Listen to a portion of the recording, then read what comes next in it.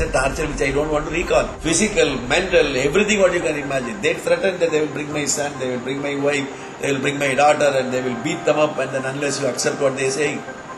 Oh, I don't want to recall that. I will collapse. He was mentally and physically tortured by the officials in the name of interrogations. He collapsed after standing for 30 hours during interrogations. His wife was disrespectfully forced out of a rickshaw by the driver while it was raining heavily outside due to charges of being a spy against him. She went into depression due to what society gave them even after her husband being a scientist who would invent rocket fuel technology for India. You will be horrified to think such a situation happening in a democratic country like ours. His children and other family members were refused prasad by the temples due to an espionage case against him which wasn't even proved yet.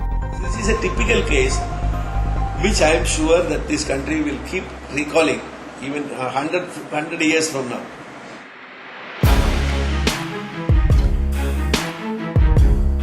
The greater the struggle, the more glorious the triumph. Denying all the failures and struggles that came his way, S. Nambi Narayanan proved that no matter how many times you fall, what matters is how many times you get up and get going. This video is a tribute to the man himself, Mr. Nambi Narayanan, who struggled to prove himself right, won all the cases against him, and eventually received the third highest civilian honor of India, Padma Bhushan Award. But before proceeding, how about a face reveal on 100k subs? For a hint, we are just two people who run this channel, so please click the subscribe button and hit the bell icon. Mr. Nambi Narayanan was born on 12 December 1941 in Nagarkoil, Travancore, now known as Kanyakumari district of Tamil Nadu, to a middle-class Brahmin family. He received his degree in mechanical engineering from Madras University and joined the Indian Space Research Organization in 1966 and first met Vikram Sarabhai, an ace Indian astronomer who granted him leave to go for higher education if he could enroll in Ivy League University. Eventually, bright-minded Nambi got enrolled in Princeton University in 1969, where he completed his master's program there in chemical rocket propulsion in just 10 months. I graduated in mechanical engineering and then I studied in Princeton, USA. I specialized in combustion instability, worked for NASA, and about 30-35 years of experience in ISRO. He earned NASA fellowship, and even after being offered a job in the US, he returned to India and expertise in liquid propulsion. He introduced the liquid fuel rocket technology while APJ Abdul Kalam's team was still working with solid motors. Nambi knew the need for liquid fueled engines for growth of ISRO's space programs. My major contribution is the liquid propulsion systems in India with a special reference to the Vikas engine. Everyone encouraged him, and in 1992, India signed a deal with Russia, according to which Russia would give technology to develop cryogenic fuel-based engines for 235 crores to India. However, US intervened and wrote a letter to Russia asking them to cancel the deal or else they will have to face consequences. Since recently USSR dissolved in 1991, Russia wasn't as strong back then and had to cancel the deal under pressure. Finding a way out, India signed a new deal with Russia, according to which Russia would give 4 cryogenic engines and 2 mock-up for about $9 million. Things for ISRO would have changed completely as India could have fabricated engines at a very cheaper rates, but it could not happen due to the false espionage case of 1994. So what was this espionage case, which turned such an intelligent rocket scientist's life upside down? Let us try to understand the complete case in a timeline. In October 1994, a Maldivian woman named Mariam Rashida was arrested in Thiruvananthapuram for obtaining ISRO rocket engine drawings and secretly selling them to Pakistan. After a few days, her friend Fausia Hassan was also arrested. Mr. Nambi Narayanan was the director of cryogenic project at ISRO at that time, and in November 1994, he was arrested allegedly for leaking the drawings to these women arrested. Along with Nambi, Deputy Director of ISRO D. Shashikumaran and Indian representative of a Russian space agency K. Chandrasekhar S.K. Sharma were also arrested on espionage charges. 18 years back, I was accused of having sold the cryogenic technology. But even today we don't have the technology. That is one point. Second point is, such technologies cannot be transferred just like that. See, we had, on a legal contract, went to France, stayed there for more than 3 to 4 years, with a backup team supporting us, about 2,500 engineers. With all those, we took 19 years to make that system. How the hell you can transfer this technology through these two uneducated ladies? That is second point. A third point is, After all, this is sold by France to us. Now, if Pakistan is interested, they can as well go to France and then get it for a cheaper price, because after all it was only 1 crore.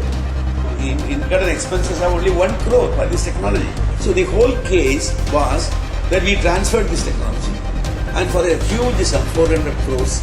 And what they could buy for 1 crore or 2 crores, Yeah. you are supposed to have sold for 400 crores? 400 crores, that too through these two uneducated Maldivian women, and that too by giving them drawings.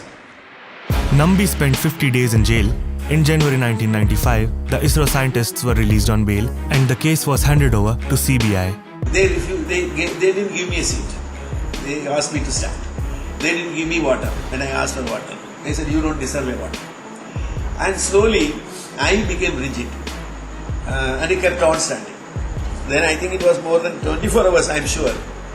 Without sleep, without water, without food. I collapsed. In April 1996, the CBI filed a report to the Kerala court where they clearly mentioned lack of evidences to prove espionage case and that the case was false. As a result, all the cases were dismissed in May, but again in June, the Kerala government decided to reinvestigate the case by state police. CBI gives a report closing the case, stating that it is a false case, and CJM court accepts it. And still the government of Kerala, instead of going on an appeal against the CJM court, they wanted to do investigation, further investigation, dismissing the CBI's findings. In May 1998, Supreme Court of India quashed all the cases against Narayanan and ordered the state government to pay the scientists a compensation of Rs 1 lakh. In April 1999, Nambi approached NHRC demanding compensation from the state for mental harassment and torture in the false case.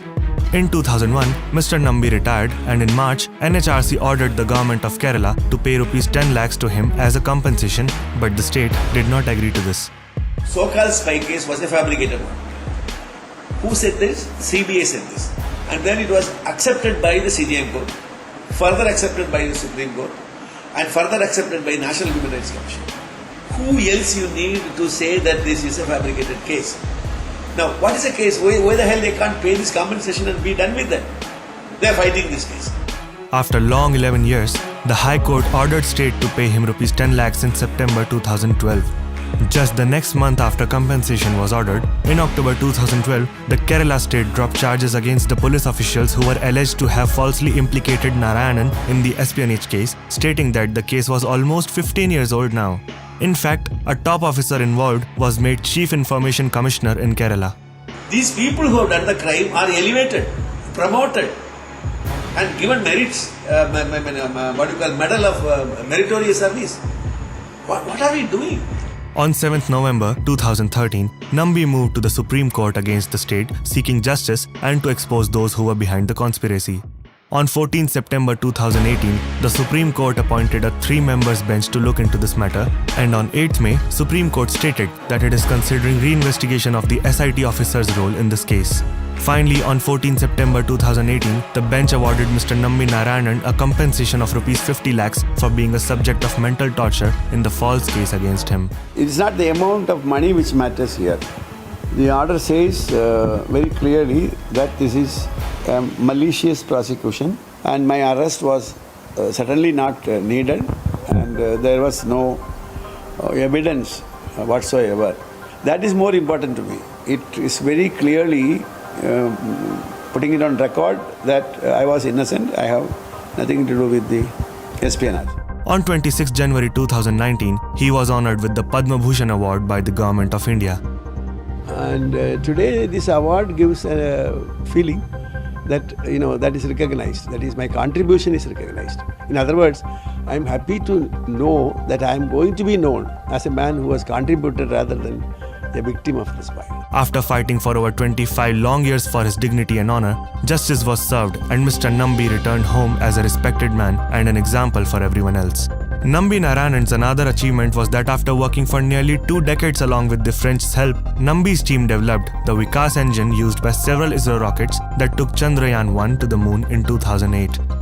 However, the question still remains, why would Kerala government try to challenge the decision of High Court and Supreme Court multiple times? What was the benefit to mentally torture Nambi for so many years? Well, according to Nambi, this could be an international conspiracy to derail Nambi's cryogenic project so that ISRO falls behind in the international space race. See, it was a 7-year program. The 7-year program has slipped 18 years and nobody bothers. This is what our competitors would have asked for. They want to derail the whole thing.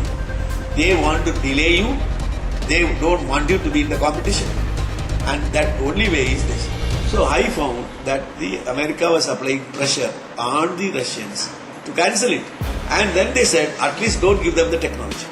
So if you really look at the entire story, from somewhere from blue, a spike evolves, emerges, and by my earlier explanation, you knew that it cannot take place. And as rightly found out by the CBI, it was a fabricated, false case. And whatever is the charge, even after 18 years, there is no truth in it. And simultaneously, Russia is cancelling, annulling our contract. And the net result is we are the people who lose the technology part of it. And the demoralization in ISRO, unexpected delay in the cryogenic realization. Now here it is obvious that what could be the motive is to remove you from the competition. And who could be the beneficiary is those competing companies which are competing with each other. Is it possible for them to do this? They can't do it because they can't come here. So they have to get it done only through some other people. Who are these people? Our own people. Was the decision of rejecting US job offer and coming to India with a vision to take the nation to higher levels his fault? Well, the latest we know is that on 14th April 2021, the Supreme Court of India ordered a CBI probe into the involvement of police officers in the conspiracy.